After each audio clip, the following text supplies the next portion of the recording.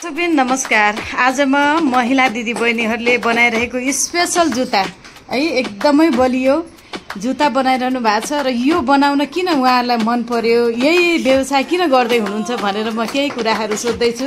Hello हजुर, नमस्कार। नमस्कार। अनि हजुरले चाहिँ हजुरको नाम भनिदिनु न। नमस्कार, मेरो नाम बेनी गौतम शर्मा, मेरो घर घरबाटल वार्ड नम्बर 2।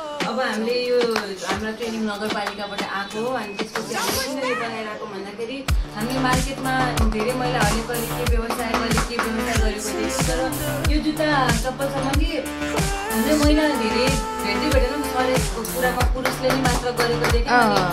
सर पनि हाम्रो घरबाट के भएर एकदम मिल्ने भएर अनि सबैजना हामीहरू आन्टीहरू म त अलिकता धेरै पछि आएँ अनि आन्टीहरूले भनेर नि सबजना मिलेर अब हाम्रो यो पनि एकदम मार्केटभन्दा एकदम फिनिसिङ पनि अब राम्रै भएको र प्लस हामीले यसलाई वरिपरि पनि सिलाइ गरिदिन्छौँ। हामीले मार्केटमा चाहिँ यो बेचे पनि वरिपरि सिलाइ गरेको चाहिँ पाउँछौँ र मार्केटबाट अलिकता यसको रेट हामीले बढी हुन्छ किनकि यो प्लस हाम्रो गुड्सहरू पनि एकदम राम्रो, फाइबर पनि राम्रो र कस्तो राम्रो। अनि सुन्नु न, हजुरको नाम भनिदिनु न। हजुर, अनि कहाँ पर्नुहुन्छ? हजुर, अनि जुत्ता कस्तो बनाइरहनु भएको छ त?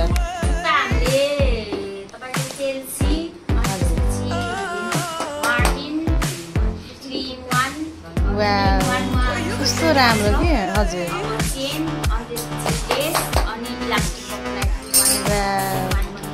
हजुर, आहा कति राम्रो।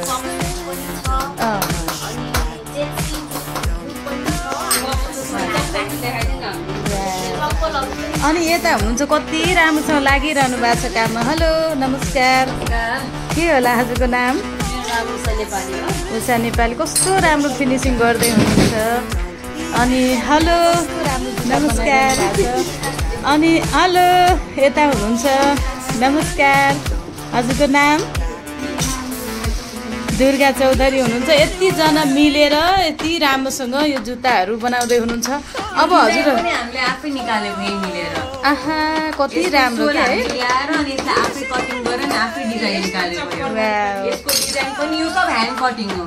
अनि हजुरहरूले यसरी ह्यान्ड कटिङ गरेर हैन हातैले सबै बनाउँदा त अलिक कस्टली पर्छ होला नि। अब मार्केट भन्दा अलिक कस्टली त अब मान्छेहरूले ए हातले बनाएको सस्तै भन्ने हुन्छ। हामीलाई बनाउँदा बनाउँदा पुरै हात छिल्लेको हुन्छ कि अझ यो धागोले हामीले पुरै वरिपरि यो सबै हामी यो पुरै सिलाइ हान्छौँ आफै ताकि अलि लङ लास्टिङ होस् भनेर। हजुर हजुर, एकदमै राम्रो। आहा यति राम्रो बुटहरू सबै आफै काटेर हामी सबै मिलेर आफै काटेर यो सब आफै बनाएको सबै।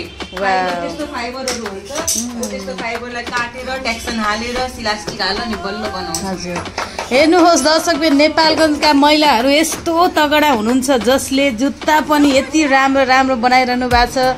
एकदमै राम्रो डिजाइन हातले नै बनाउनु भएको छ। अब तपाईँहरूले चाहिँ यसरी धेरै नै बनाउनुहोस् र एउटा यस्तो सेलका लागि ठाउँ बनाउनु पर्यो र विदेशीहरू जो बाहिरबाट आउनुहुन्छ तपाईँहरूले ह्यान्डमेड होइन हातले बनाउनु भएको जुत्ताहरू चाहिँ एकदमै बिक्री हुनेछ। निरन्तर काम गर्दै जानुहोला। तपाईँहरू सबैलाई शुभकामना छ है त दिदी। अनि हजुरले नि कति राम्रोसँग सबैलाई हौसला दिँदै तालिम दिन लाउनु भएको छ होइन, निरन्तर लाग्नु भएको छ। के छ नि उहाँहरूले यो जुत्ताको अझ फिनिसिङ ल्याइसकेपछि हजुरहरूको सहयोग के रहनेछ? अब हाम्रो सहयोग दिनलाई मार्केटिङ खोजिदिने र विभिन्न अब संस्थामा भएको दिदीबहिनीलाई ल्याउने जस्तो गरेर अहिले हल्ला हामी यहाँ ल्याउने। हजुर, थाहा पनि थिएन होला होइन, थिएन नि। यो कुरा त मैले सबै साथीभाइले पनि कोहीले इच्छा गरेर हेर्न आउँछ, कोहीले अब आत्मा पनि विश्वास गरेर हेर्न आउनु पर्यो। त्यो सानसानो बहिनीले बनाएको र यही लगेर यसलाई यो प्रचार प्रसार गरिदिनु भनेर धन्यवाद। भएको संस्थाका विभिन्न साथीभाइले यिनीहरूले खोलेको ठाउँ देखाइदिनु। हजुर धन्यवाद। हुन्छ।